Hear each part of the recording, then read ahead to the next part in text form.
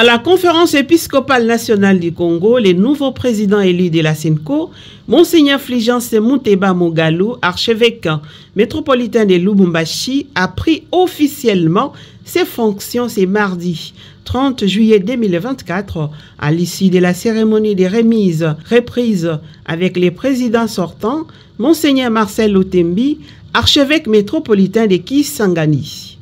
La cérémonie a commencé par une prière dite par les présidents sortants, suivie de son allocution dans laquelle il a commencé par souhaiter la bienvenue au nouveau président ainsi qu'à ses collaborateurs. Par la suite, il a rappelé les contenus de son discours de clôture lors de l'Assemblée plénière de juin 2024.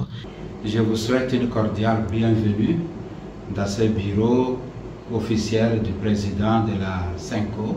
Cette séance de travail intervient un mois après l'élection des nouveaux responsables des structures de la SENCO. Permettez-moi aussi de réitérer mes vives félicitations pour la confiance que les archevêques et évêques membres de la SENCO ont placée en votre personne en vous élisant président de la SENCO pour un premier mandat de 4 années.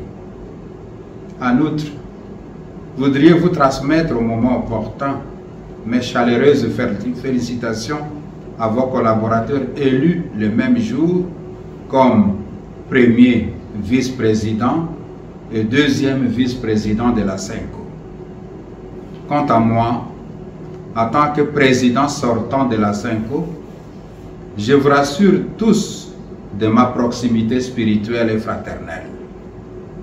Pour le bien de notre chère conférence épiscopale et de l'Église Famille de Dieu en RD Congo, vous pouvez toujours compter sur ma disponibilité en cas de besoin pour toute intervention opportune en termes d'information, de conseils ou de contributions.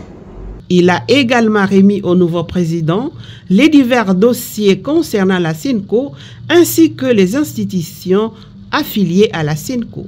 Après le huis clos, s'en est suivi la signature de la passation des pouvoirs entre les présidents entrants et sortants de la SENCO. Excellence, Monseigneur le Presteco, voici les courriers reçus qui méritent d'être exploités dès le début de votre ministère par vous-même. Merci beaucoup. Et les signataires aussi. Voilà.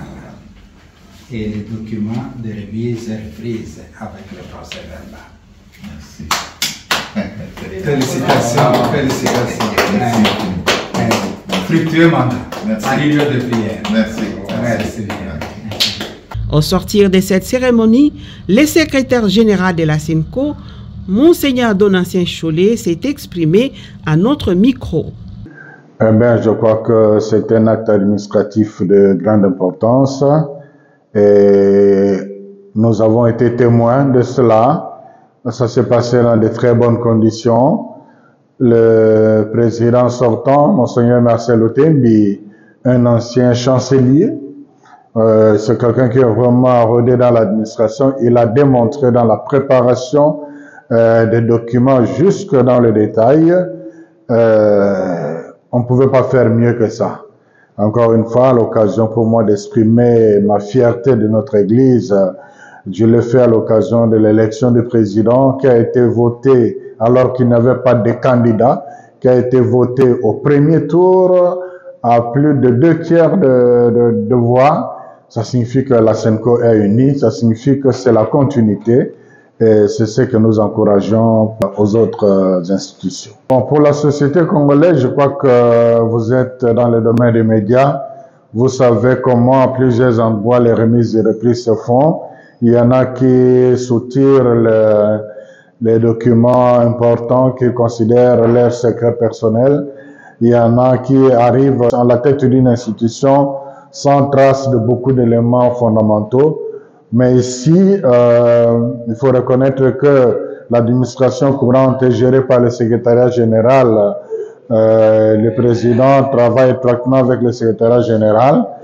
À voir les choses telles que ça s'est passé, je crois qu'il y a beaucoup d'enseignements à tirer pour ceux qui font des soi-disant remises et reprises à peu près. Et quelque chose que je dois signaler aussi, c'est l'esprit même de la continuité du changement dans l'Église. Le pouvoir dans l'Église reste un service à rendre. On le rend conformément au statut et on quitte sans regret. On accueille celui qui vient à cœur joie. Et le président tout à l'heure a donné sa disponibilité à accompagner le président entrant qui aussi a dit qu'il aura besoin de temps en temps de recourir à lui dans le traitement de certains dossiers qu'il estimera travailler avec lui. Donc, c'est cet esprit-là que nous devons encourager, ne pas voir de mauvais œil celui qui vient, ne pas considérer comme quelqu'un qui n'a plus de place celui qui sort, mais considérer que c'est un service à rendre à la société. Ici, c'est à l'Église. Celui qui est parti a fait ce qu'il devait faire, mais il peut encore être utile à celui qui vient. Celui qui vient, c'est qu'il ne vient pas changer les choses, il vient continuer un service qui a commencé pour le bien de l'Église universelle.